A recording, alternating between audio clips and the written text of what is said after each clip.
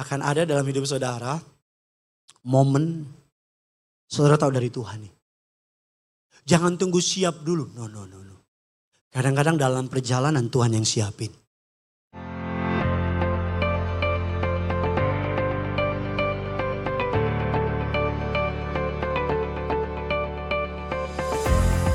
Shalom, kerinduanku. Lemes sekali, bisa lebih semangat lagi. Shalom. Shalom. Apa kabar semuanya saudara? Tuhan Yesus itu baik, amin. Banyak berkat, banyak mukjizat, ada banyak uang saudara. Coba yang bangga punya Tuhan Yesus boleh raise up your hand. Lambaikan tangan saudara. Kalau saudara gak keberatan boleh kasih salam kiri kanan saudara. Katakan selamat hari kemenangan bilang saudara. Haleluya, puji Tuhan. Saudara yang bingung hari kemenangan apa? Karena minggu ini bertepatan dengan Kerinduanku Church tepat 1 tahun saudara. Haleluya. Yuk kasih salam kiri kanan saudara, bilang happy birthday bro. Bilang selamat ulang tahun ya. Selamat ulang tahun ya saudara ya. Haleluya. Sama-sama bilang sama saya, Tuhan itu dahsyat. Sama-sama bilang sama saya, Tuhan itu baik. Sebagai gembala izinkan saya mengucapkan terima kasih atas dukungan, support saudara. Ini gak real rasanya gak nyata. Tapi itulah yang terjadi ketika saudara dan saya berkata ya sama janji Tuhan. Amin saudara. Rancangan Tuhan tidak pernah tidak terjadi. That's why tema khotbah hari ini adalah janji Tuhan tidak pernah gagal. Janji Tuhan tidak akan gagal. Sama-sama bilang sama saya, janji Tuhan tidak akan gagal. Bilang kiri kanan saudara, aman bos, aman bilang saudara.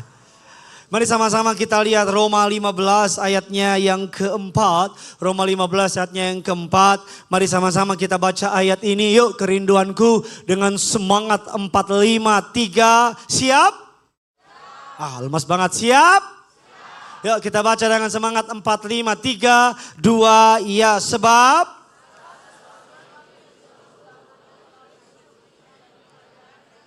Supaya kita teguh berpegang pada oleh penghiburan dari siapa? Sama-sama bilang sama saya, telah ditulis untuk saya. Alkitab bilang telah ditulis untuk menjadi pelajaran bagi kita. Jadi Alkitab bukan saja buku sejarah, tapi Alkitab adalah buku refleksi. Ketika kita membaca Alkitab, kita sedang membaca jalan hidup kita. Yang setuju bilang amin.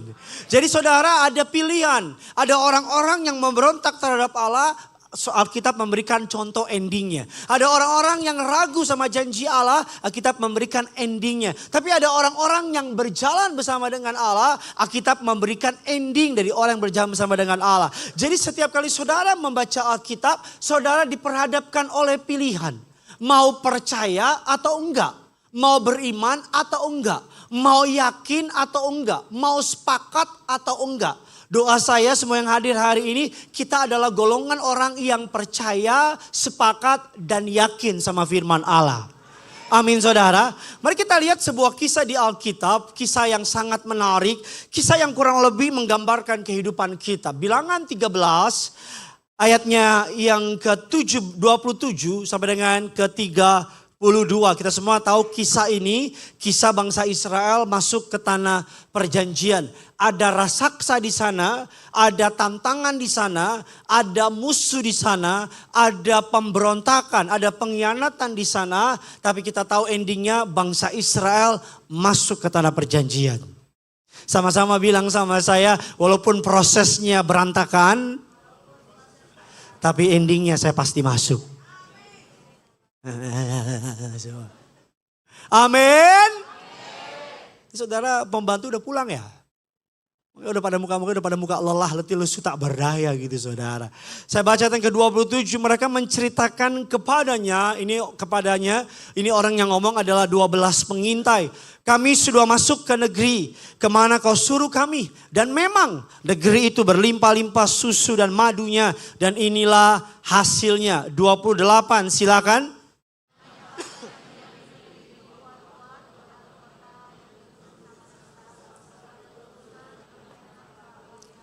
Sama-sama bilang sama saya, ada janji. Apa janjinya? Negeri itu berlimpah susu, madunya. Sama-sama bilang sama saya, tapi ada masalah. Masalahnya apa saudara? Pembantu pulang. Masalahnya adalah negeri itu kuat-kuat. Dan kotanya apa? Sangat. Dan juga ada keturunan siapa? Enak. Enak ini bukan enak dimakan. Tapi enak di sini adalah keturunan Goliat. Raksasa. Mari kita lihat ayat yang ini saudara tertarik sama khotbah hari ini gak sih? Ini dari muka saudara kayak gitu saudara. Bilang kiri kanan saudara, semangat woi. Lemes banget lah. Mantap. Orang Amalek diam di tanah Negeb, orang Het, orang Yebus, orang Amori diam di pegunungan, orang Kanaan diam sepanjang laut, sepanjang tepi sungai Yordan. 30 kemudian.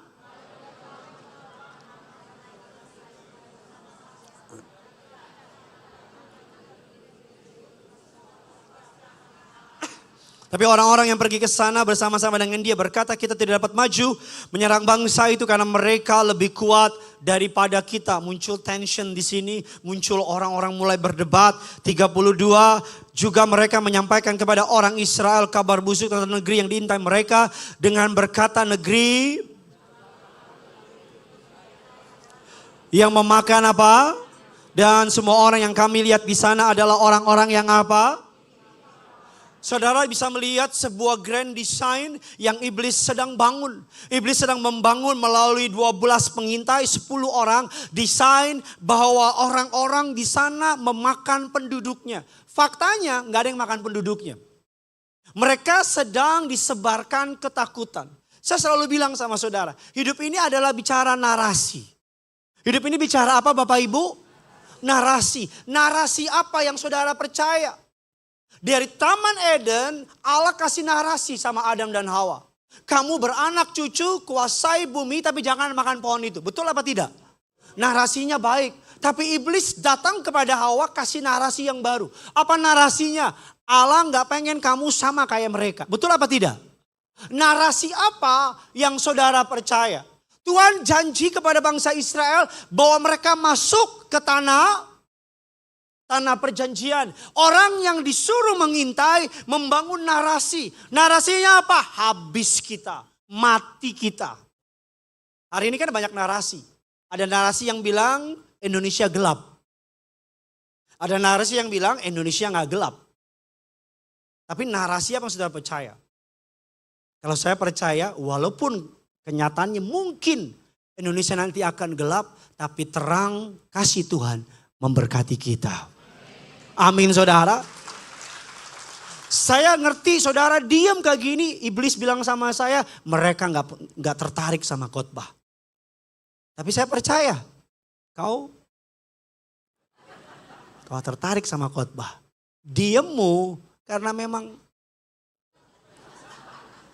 ada on.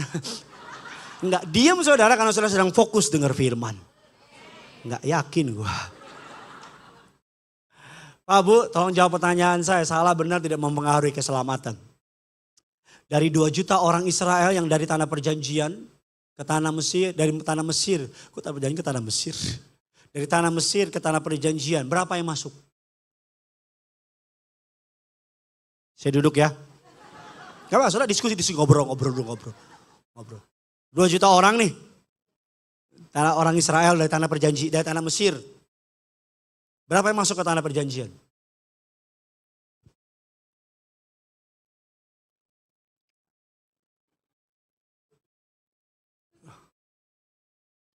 Oke, sebelah kanan berapa orang?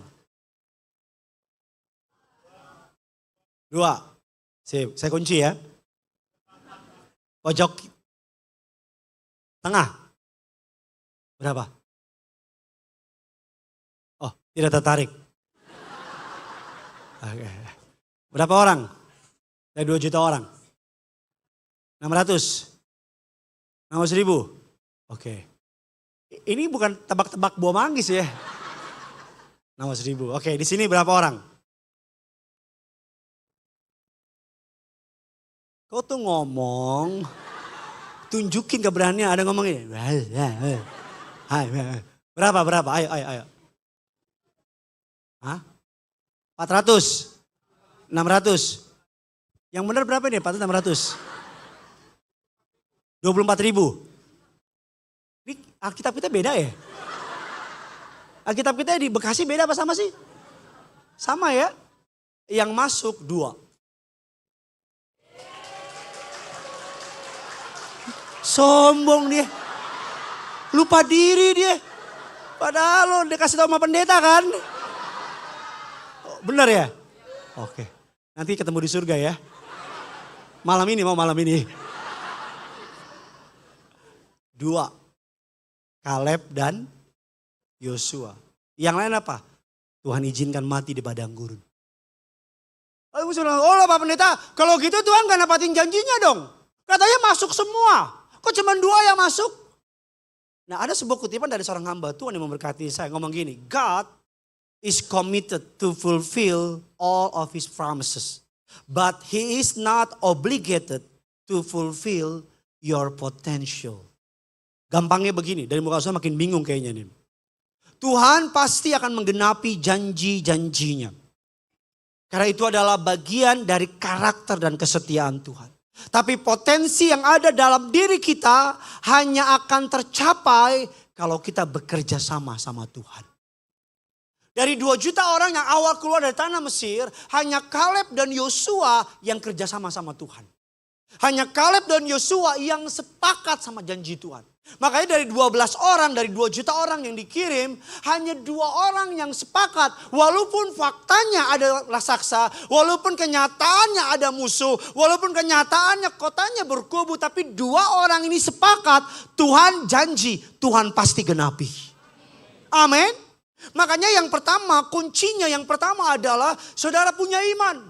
Kalau Tuhan sudah janji, Tuhan pasti menggenapi. Tepuk tangannya bisa lebih hebat dari ini dong. Sama-sama bilang sama saya, Tuhan janji pasti digenapi. Amin. Siapa yang selama hidup ini Tuhan topang dengan kasih setianya? Siapa yang udah bertahun-tahun Tuhan gak pernah terlambat tolong saudara? Tuhan itu baik atau baik banget?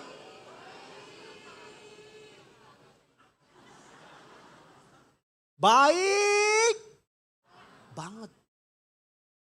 Siapa yang di sini sepakat sama saya bahwa track recordnya Tuhan tanpa celah? Amin. Kita tuh orang Indonesia kalau lihat orang pengen percaya kita lihat dari track recordnya, betul apa tidak? Makanya kita punya dokter langganan, dokter keluarga, betul apa tidak? Yang sama dia aja dokternya. Karena dia punya track record. Makanya kenapa perusahaan-perusahaan suka tulis di pintu masuknya. Berdiri semenjak 905. 905 tahun kapan itu? Berdiri semenjak 1905. Gak pernah duduk dia. Diri terus. Kenapa ditulis demikian? Biar dipercaya. Karena waktu menunjukkan konsistensi dari perusahaan tersebut. Betul apa tidak? Kenapa saudara kalau di Bekasi banyak toko martabak, tapi saudara hanya berkunjung ke martabak yang itu-itu aja? Karena yang punya saudara.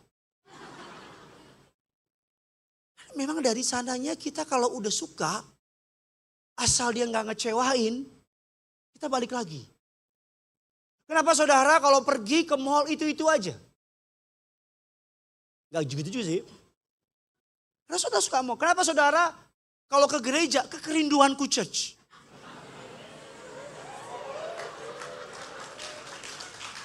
Jawab dong kenapa? Karena kok gak yakin sih? Karena apa? Percaya. Saya aja gak percaya. Kok percaya sama saya? Tuhan. Janji Tuhan yang pertama pasti digenapi. Bukan berarti digenapi gak ada masalah. Ada masalah, ada air mata kok. Pasti ada air mata. Pasti. Kalau kata filsuf Sokrates, acit nai. Pasti sakit, pasti. Mari kita baca satu ayat, Yosua 21 ayat yang ke-45. Sama-sama yuk kita baca dengan iman. Ganti kata kaum Israel dengan nama saudara. Bisa? Ngerti saudara ya? Yuk ganti kaum Israel dengan nama saudara. Kerinduanku Church. 3, 2, ya. Dari.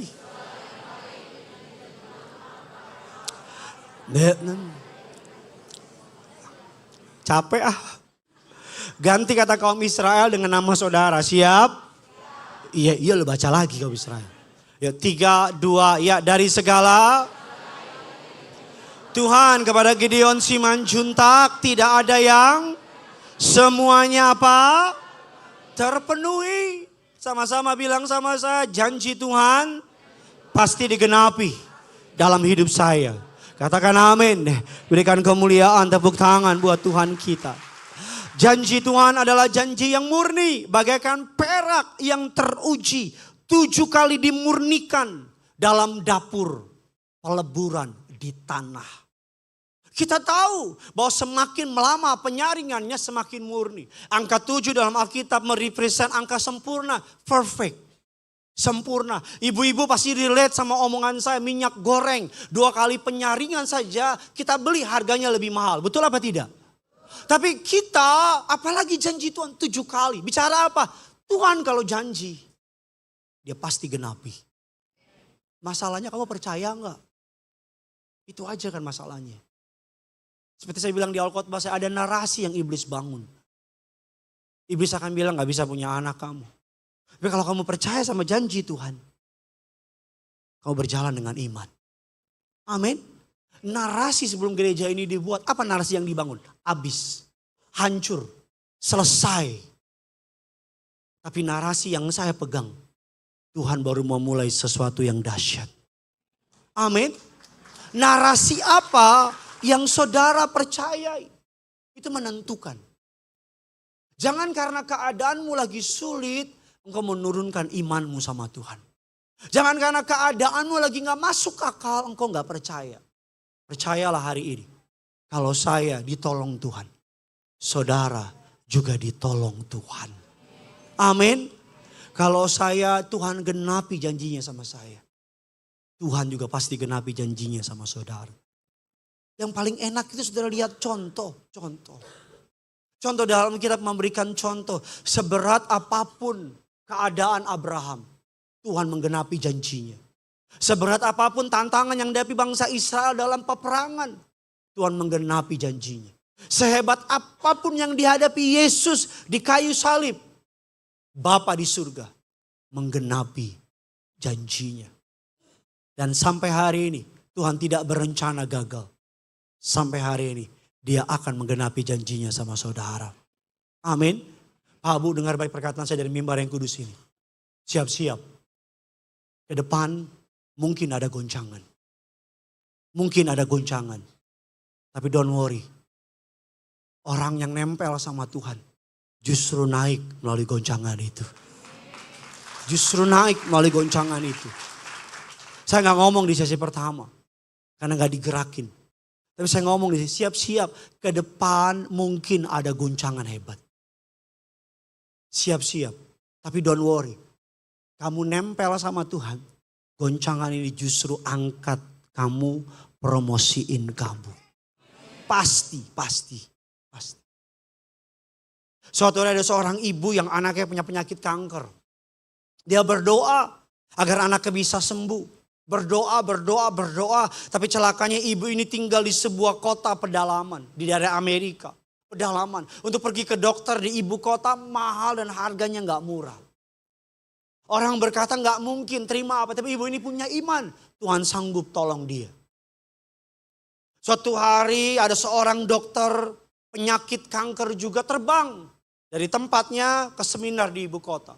Dalam perjalanan ada badai, pesawatnya mendarat darurat ke kota. Naik mobil menuju ke ibu kota. Karena hujan besar, dia sampai di rumah penduduk, gak bisa kemana-mana. Tinggal beberapa waktu. Dilayani oleh ibu yang tadi berdoa untuk anaknya. Dia layani, dokter ini tanya, apa yang bisa saya lakukan untuk membalas kebaikan ibu? Dia bilang gak ada, kami lakukan dengan tulus. Dokter ini lihat, anak ibu sakit apa? Sakit kanker. Kenapa gak dibawa ke rumah sakit? Apa jawab ibu tersebut? Dokter di kota ini gak bisa semua angkat tangan. Hanya satu dokter yang di ibu kota bisa sembuhkan dia. Siapa nama dokternya? Nama dokternya Dr. Mark. Dan kebetulan yang Tuhan bikin pesawatnya mendarat di darurat namanya Dr. Mark. Saudara nggak ngerti cerita ini? Maksud saya apa? Dia berpikir dia harus cari dokter itu. Tapi Tuhan punya rancangan dokter yang Tuhan perintahkan dokter itu cari ibu itu. Kelihatannya kebetulan. Kelihatannya nggak sengaja. Tapi doa saya, kamu yang percaya sama janji Tuhan, akan ada banyak kebetulan dalam hidup orang percaya.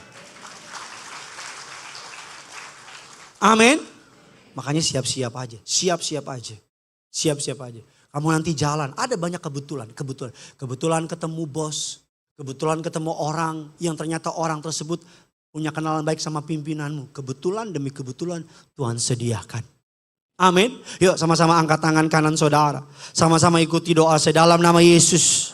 Aku percaya dalam anugerahnya hidupku akan ada banyak kebetulan yang indah yang Tuhan Yesus sediakan. Katakan amin dan berikan kemuliaan tepuk tangan. Yang kedua, apa yang bisa kita pelajari?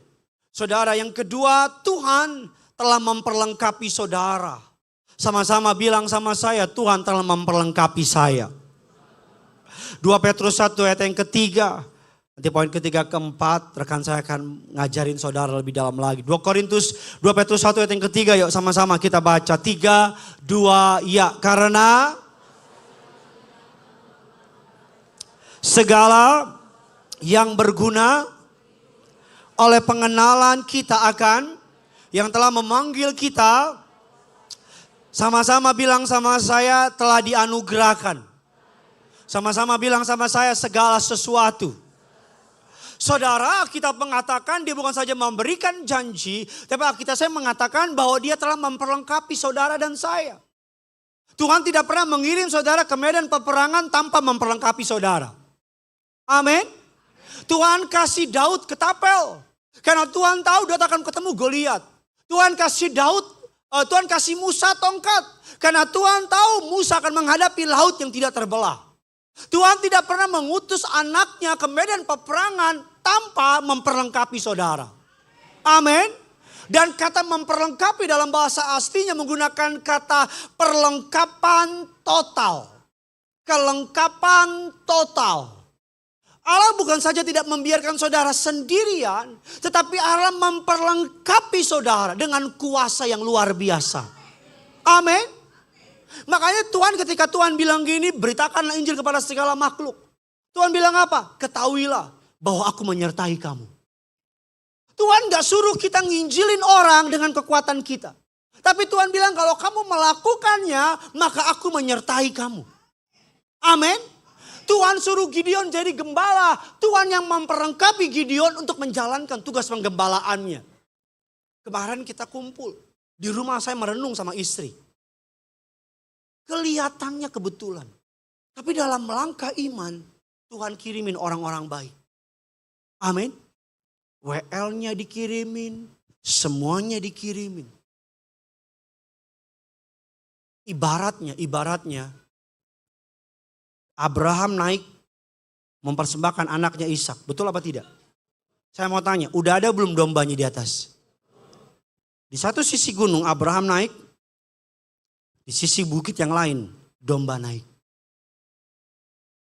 Betul apa tidak? Ketika dua-duanya ketemu di atas, Abraham lihat ada domba. Tapi kalau Abraham dari bawah, udah lihat belum? Belum. Tapi kalau Abraham jalan dengan iman, di atas ketemu.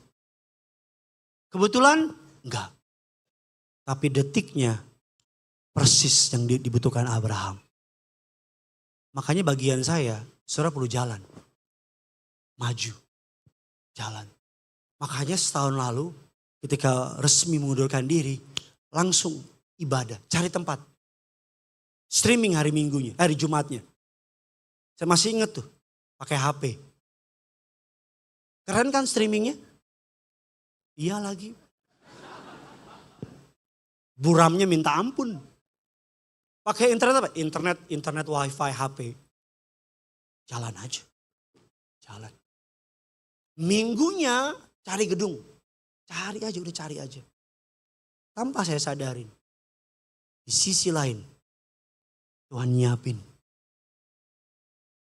Yang Tuhan minta,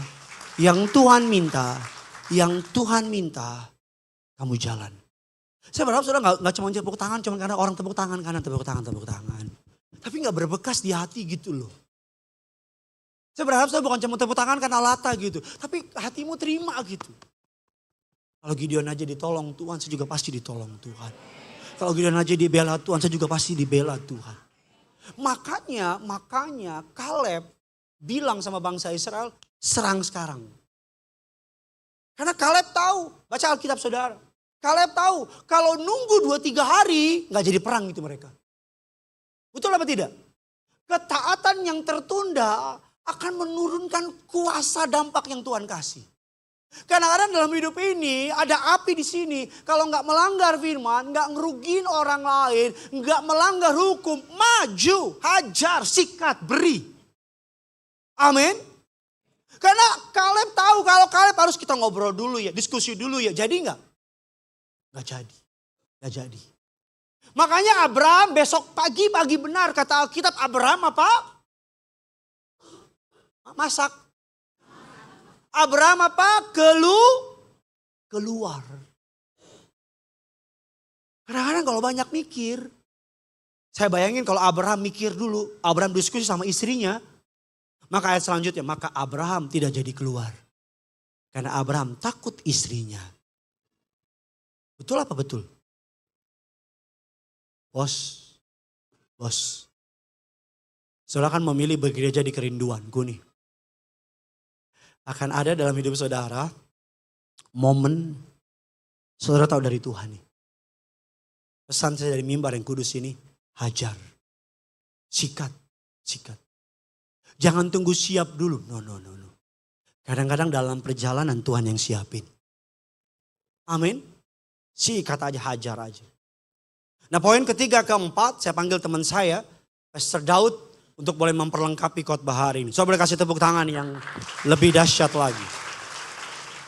Jadi saudara tahu Andy Lau? Nah ini sepupunya. Ini Andy Lee. Monggo Pastor. Thank you Pastor Gideon. Kita berikan kemuliaan buat Tuhan Yesus Kristus Bapak Ibu Saudara. Siapa yang sudah diberkati di poin 1 dan 2? Kita semua amin. Kita akan lanjutkan di poin berikutnya. Janji Tuhan tidak pernah gagal. Yang percaya boleh katakan amin. Yang ketiga Bapak Ibu Saudara, antara janji dan penggenapan ada pertempuran. Antara janji dan penggenapan ada apa Bapak Ibu Saudara? Ada pertempuran. Ada pertarungan antara di mana kita berada dan kemana Tuhan akan membawa kita Bapak Ibu Saudara. Kita akan menemukan adanya pertarungan. Ketika di antara kita berada saat ini dan kemana Tuhan akan membawa kita. Janji adalah jaminan, tapi pertempuran adalah proses. Sama-sama bilang sama saya, janji adalah jaminan. Amin. Tapi pertempuran adalah proses. Amin. Tuhan gak pernah membawa kita langsung dari janji ke penggenapan. Tuhan gak pernah membawa kita itu dari janji Tuhan langsung digenapi. Ada proses, sama-sama bilang sama saya, ada proses bos. Bilang kiri kanan ya, ada proses bos. Amin. Jadi Tuhan gak pernah langsung bawa kita ke penggenapannya. Dia ingin membentuk kita agar sanggup menanggung berkat itu. Kalau kita dikasih berkat tapi kita belum siap, maka berkat itu bisa mendatangkan celaka buat kita. Ketika ada seorang anak kecil meminta kepada orang tuanya, "Ma, Pa, saya butuh mobil." Anak masih kecil. Kira-kira orang tuanya yang normal akan kasih enggak Bapak Ibu Saudara? Enggak. Orang tuanya tahu sepeda aja masih belum nyampe gitu ya. Dikasih mobil gitu ya. Ada dia ngegas-ngegas nyemplung ke laut gitu ya Bapak Ibu Saudara ya. Ketika kecelakaan yang sedih siapa? Orang tuanya. Oleh sebab itu Tuhan tahu ada proses. Kalau kita aja sebagai orang yang di dunia tahu ada proses untuk memberikan segala sesuatu ke anak-anak kita. Tuhan juga tahu ada proses yang harus dilalui untuk memberikan berkat yang terbaik buat kita semua di tempat ini. Amin. Agar ketika berkat itu diberikan, maka berkat itu tidak akan mencelakakan kita. Lalu Tuhan mau supaya iman kita bertumbuh bukan hanya mengandalkan mujizat yang instan. Seringkali kita menginginkan suatu mujizat yang instan. Tapi Tuhan mau ada proses. Dan setelah itu Tuhan juga mau kita belajar taat dalam perjalanan. Bukan hanya bersyukur di tujuan. Tuhan mau ketika kita di proses Tuhan, kita semakin taat dan setia cari Tuhan. Karena ketika kita segera diberikan penggenapan janji Tuhan, maka seringkali kita akan melupakan Tuhan. Betul apa betul Bapak Ibu Saudara? Setiap kali kita mungkin berdoa, lalu kita langsung dijawab doa kita akan ngegampangin Tuhan. Gampang ntar juga dijawab kok doanya. Gampang lah. Makanya Tuhan mau supaya kita diproses untuk supaya kita taat sama Tuhan. Ada nggak ada masalah, ada nggak ada pergumulan, ada nggak ada sakit penyakit, Bapak Ibu Saudara dan saya, kita tetap cari Tuhan. Amin. Contohnya Yusuf. Tahu Yusuf? Yusuf bukan tukang gorengan di depan Bapak Ibu Saudara ya. Ini Yusuf. Yusuf yang menerima mimpi besar dari Tuhan. Tapi seperti kita tahu jalannya itu nggak mudah. Sebelum dia menjadi orang nomor 2 di Mesir, jalannya nggak mudah. Dia jadi apa Bapak Ibu Saudara? Dijual jadi budak. Dia difitnah masuk penjara dan lain sebagainya. Sampai akhirnya dia bisa menerima janji Tuhan. Lalu Daud diurapi menjadi raja, ya. Tetapi ada proses yang harus dilakukan sama Daud. Dia harus melarikan diri dari Saul selama bertahun-tahun. Bukan proses yang sebentar Bapak Ibu Saudara. Proses yang panjang. Sampai akhirnya dia dipercaya untuk naik tahta menjadi raja. Jadi kalau kita sedang dalam pertempuran bukan berarti kita salah jalan. Sama-sama bilang sama saya, bukan salah jalan. Amin. Bisa jadi justru kita sedang dalam jalur penggenapan janji Tuhan. Jadi pertempuran itu tanda bahwa iblis takut pada potensi penggenapan janji Tuhan di dalam hidup kita. Iblis ini sedang takut ketika Bapak Ibu Saudara dan saya sedang diproses Tuhan. Ketika kita taat dan setia sama prosesnya Tuhan, iblis sedang takut. Amin Bapak Ibu Saudara. Iblis takut. Iman kita semakin teguh di dalam Tuhan. Kita semakin gak tergoyahkan di dalam Tuhan. Oleh sebab itu tetap berdiri teguh karena Tuhan tidak hanya memberi janji. Dia juga memberi kekuatan untuk kita diproses. Untuk kita bertempur. Jadi saat ini Bapak Ibu Saudara, ketika engkau diproses Tuhan sedang ada masalah pergumulan, mengucap syukurlah. Amin. Itu tandanya engkau sedang diangkat Tuhan mau naik kelas. Engkau sedang diangkat Tuhan untuk menerima janji Tuhan yang terbaik di dalam hidupmu. 1 Timotius 6 ayat 12 kita baca bersama-sama. 3, 2, 1, ya berjuanglah dalam pertandingan iman yang benar dan rebutlah hidup yang kekal. Berjuanglah dalam pertandingan iman yang benar, bukan hanya iman yang besar. Iman yang besar mampu memindahkan apa? Gunung. Iman yang sebesar apa? Biji sesawi. Tapi iman yang benar walaupun gunungnya belum pindah Bapak Ibu Saudara. Tapi dia tetap percaya Tuhan pasti berikan kemenangan. Amin. Berikan kemuliaan buat Tuhan Yesus. Mazmur 60 ayat 12a kita baca bersama-sama. 3, 2, 1 ya. Dengan Allah kita akan melakukan perbuatan gagah perkasa. Yang percaya boleh katakan amin. Dengan siapa? Allah, bukan dengan kekuatan kita sendiri. Bukan dengan bantuan orang yang kita andalkan, tapi hanya dengan Allah. Kita akan melakukan perbuatan gagah perkasa. Lisa Beverly mengatakan, the space between the promise and the fulfillment is often filled with preparation, pressure, and preservation. Itulah Bapak Saudara. Jarak antara janji dan pemenuhannya. Jawaban doa kita seringkali diisi dengan persiapan, tekanan, dan ketekunan. Itu artinya Bapak Saudara, kita selevel lah ya. Kebanyakan makan combro, disuruh baca yang kebanyakan makan pizza Bapak Saudara gitu ya. Setiap janji Tuhan datang dengan medan pertempurannya sendiri. Setiap janji Tuhan itu ada medan pertempurannya Bapak Saudara. Jadi jangan samakan kita dengan orang lain, kita iri dengan caranya Tuhan menjawab doa orang lain. Semua orang ada pertempurannya sendiri, amin. Kita jangan iri dengan jawaban doa orang. Wah, udah ada mobil baru nih, udah ada kulkas baru nih. Orang yang punya kulkas baru kita yang kedinginan. Gitu. Semua orang punya prosesnya. Belum tentu kita kuat menghadapi proses orang tersebut. Berkat orang jangan dihitung. Berkat Tuhan dalam hidup kita, mari kita hitung. Amin. Oleh sebab itu Bapak Saudara, mari jangan pernah lagi kita merasa Tuhan tuh jahat ketika kita sedang diproses.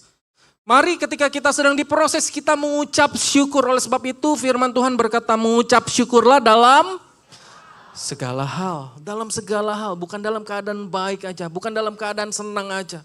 Bukan ketika suami lagi ada uang, bukan ketika keluarga kita sehat-sehat aja. Tapi dalam segala hal mengucap syukurlah.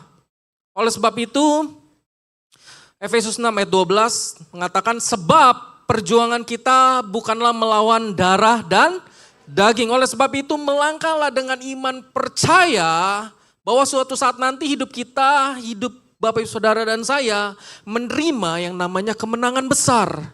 Amin. Percayalah bahwa suatu saat nanti kita akan menerima yang terbaik penggenapan janji Tuhan dalam hidup kita. Mungkin saat ini hidupmu gak baik-baik aja. Kita semua merasakan hal yang sama Bapak Saudara. Bukan berarti saya yang berdiri di mimbar ini, Pastor Gideon yang berdiri di mimbar ini kita gak ada masalah. Kita punya masalah masing-masing. Tapi percayalah anak-anak Allah walaupun punya masalah selalu ada senyum di wajahnya karena kita gak pernah berjalan sendirian. Walaupun kita diproses, tapi Tuhan turut bantu kita. Turut pikul beban kita. Oleh sebab itu jangan pernah merasa sendirian. Karena ada Tuhan yang turut sanggup melakukan perkara besar. Menanggung beban-beban kita. Kita berikan kemuliaan buat Tuhan Yesus Kristus kita. Bill Johnson, nah ini gampang nih, Bill Johnson gitu ya. Raksasa di tanah perjanjian bukan tanda kegagalan, melainkan konfirmasi arah yang benar. Jadi Pak, Bu, anak-anak muda, hidupmu saat ini bukan kegagalan. Sama-sama bilang sama saya, hidup saya bukan kegagalan. Tapi Bapak Saudara, ini adalah proses dari Tuhan untuk kita menerima janji dan penggenapan Tuhan di dalam hidup kita. Yang percaya boleh katakan amin. Jadi hidupku saat ini Bapak Saudara, mungkin saat ini sangat berat prosesnya di proses Tuhan, mungkin kita udah gak sanggup lagi Bapak Saudara. Kayak gak ada jalan keluar, kayak udah terlalu lama tapi gak ada penyelesaian. Tapi Tuhan mau kita tetap taat dan setia. Taat dan setia ikut Tuhan. Biarlah iman kita terus tetap berdiri teguh di dalam Tuhan. Walaupun gunungnya belum pindah, tapi kita tetap percaya. Tuhan bukan mau ubahin masalahnya, tapi Tuhan mau ubah hidup setiap kita. Kita berikan kemuliaan buat Tuhan Yesus Kristus. Yang keempat, yang terakhir Bapak Saudara, sampai sejauh ini diberkati Tuhan, amin. Yang keempat, yang terakhir, sama-sama bilang sama saya, akhirnya. Oke Bapak Saudara, yang keempat, yang terakhir adalah fokus pada janji bukan pada masalah. Focus on the promise, not the problem. Apa yang kamu besarkan akan bertumbuh. Fokuslah pada janji Tuhan bukan rintangan. Apa yang kita besarkan di dalam hidup kita akan bertumbuh. Anak kita besarin bertumbuh gak Bapak Saudara? Masalah kita besar-besarin, makin besar masalahnya apa makin besar kuasa Tuhan? Masalah. Oleh sebab itu fokuslah pada janji Tuhan, bukan pada masalahnya Bapak Ibu Saudara.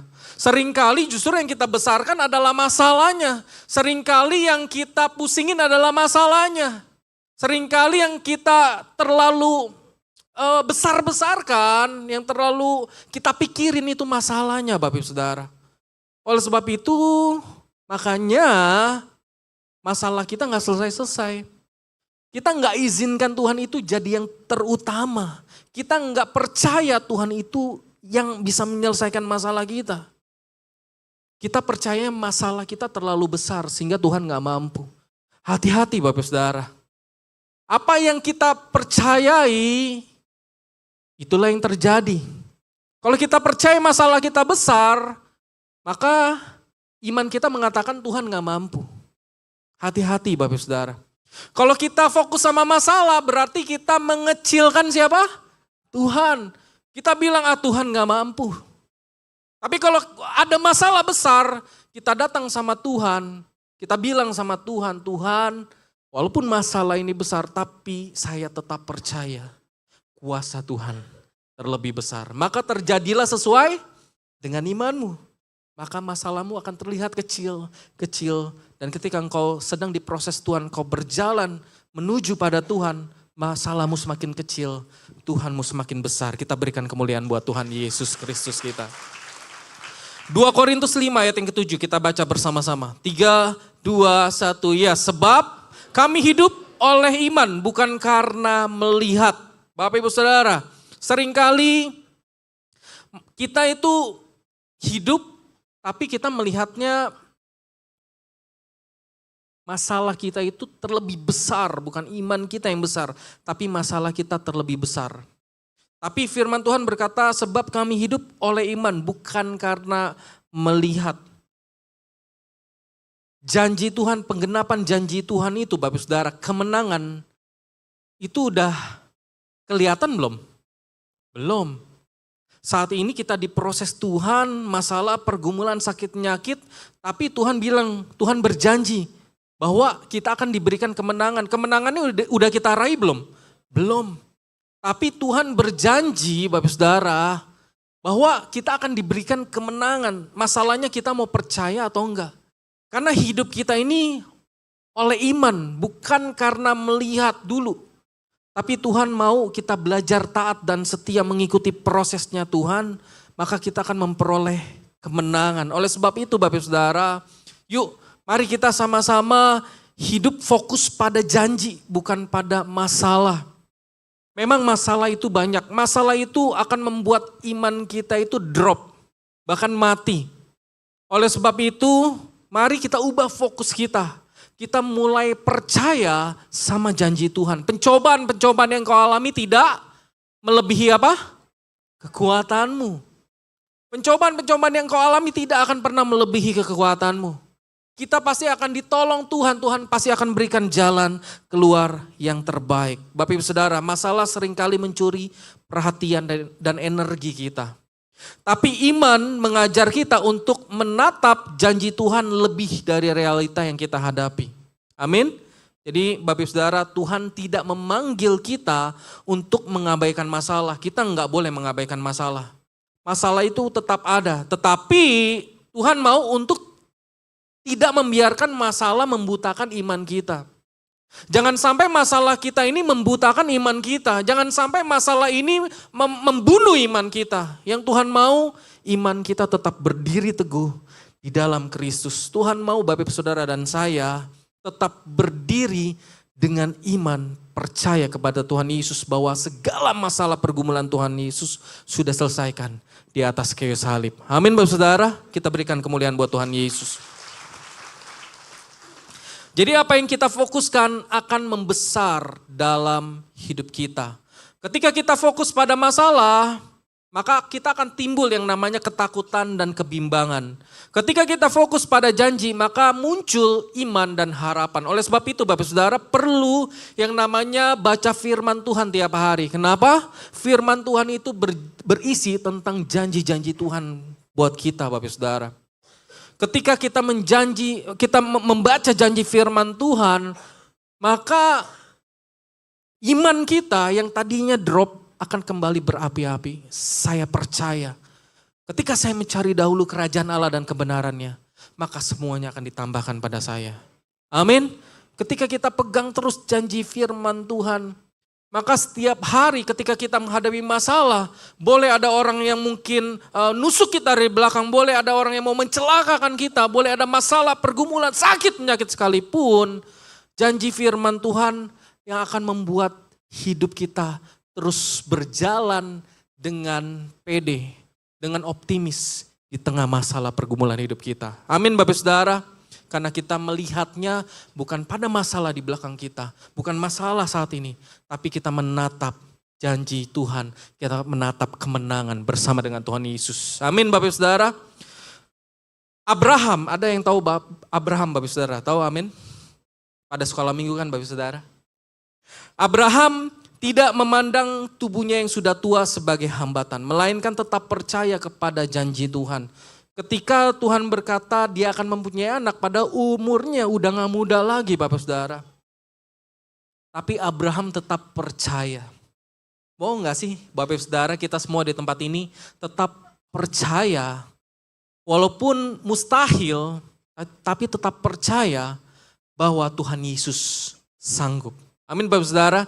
Jadi jangan lagi membesar-besarkan masalahnya. Tapi kita melihat pada janji Tuhan dalam hidup kita. Latih diri setiap kita untuk berkata, masalah ini memang ada, masalah ini nyata. Tapi janji Tuhan lebih besar dan lebih pasti. Amin Bapak Saudara. Catat janji-janji Tuhan dan ucapkan setiap hari, terutama saat tantangan datang. Jadi janji-janji Tuhan yang ada di dalam firman Tuhan, di dalam Alkitab kita catat. Kalau belum hafal kita catat Bapak Saudara. Sehingga ketika kita mengalami ketakutan, kebimbangan, kekhawatiran, kita nggak lari pada ketakutan, tenggelam kepada kekhawatiran. Tapi kita baca janji firman Tuhan. Pencobaan yang kau alami tidak melebihi kekuatanmu. Carilah dahulu kerajaan Allah dan kebenarannya. Maka semuanya akan ditambahkan padamu. Itu yang membuat kita kuat menjalani hidup kita akhir-akhir ini Bapak Saudara. Jadi iman bukan menutup mata terhadap realita. Tetapi menolak untuk menjadikan realita sebagai penentu akhir. Realita itu mungkin kalau pemikiran kita, udah pasti kalau saya menghadapi ini pasti jadinya seperti ini. Pasti saya akan jatuh, pasti saya akan kalah. Tapi kalau kita mau berjalan bukan dengan pikiran kita tapi dengan caranya Tuhan, dengan kemampuan dari Tuhan, maka kita nggak akan berjalan lagi dengan kemampuan kita. Bukan berjalan lagi dengan pikiran kita yang terbatas. Tapi kita akan bilang, Tuhan, pikiran saya terbatas, kemampuan saya terbatas, tapi saya yakin dan percaya Tuhan mampu mengubah kutuk menjadi berkat. Tuhan mampu mengubah yang tidak mampu menjadi mampu. Inilah saya saat ini Bapak Saudara. Ketika saya berdiri di tempat ini, Daud beberapa tahun yang lalu Bapak Saudara bukan Daud yang seperti ini. Memang saya ngomong mungkin masih terbata-bata. Tapi Daud yang dulu Bapak Saudara, saya pernah jadi ketua Natal di sekolah saya. Saya udah tulis kata sambutan, saya naik mimbar. Mau kasih kata sambutan udah ditulis tinggal baca. Geter Bapak Saudara. Itu lutut saya geter. Saking takutnya lihat orang. Saking gak pedenya Bapak Saudara. Sekarang juga gak terlalu sih Bapak Saudara. Karena engkau melihatku dengan tatapan yang tajam. Tapi saya bilang sama Tuhan, bahkan sebelum saya naik tadi. Tuhan, Daud gak mampu, tapi Tuhan mampukan Daud. Begitu juga saya doa buat Bapak Saudara. Mungkin kau sedang merasa gak mampu. Kau melihat saat ini masalahmu lebih besar dibanding percayamu sama Tuhan. Tapi saya doa engkau dimampukan Tuhan untuk melihat hanya satu. Tuhan yang mampu, Tuhan yang berkuasa, Tuhan yang sangat besar di dalam hidup kita. Yang mampu membuat hidupmu dan hidupku berkemenangan. Kita berikan kemuliaan buat Tuhan Yesus. Bapak Saudara, masalah yang kamu lihat saat ini, percayalah itu lebih kecil dibanding Tuhan kita. Amin. Mungkin saat ini engkau masih setengah hati, tapi saya mau bilang, percayalah, belajar percaya. Memang yang namanya belajar itu gak gampang. tapi bukan berarti nggak bisa. Betul? Kita bisa karena terbiasa. Terbiasalah percaya. Terbiasalah baca firman Tuhan. Terbiasalah untuk percaya dengan janji-janji firman Tuhan.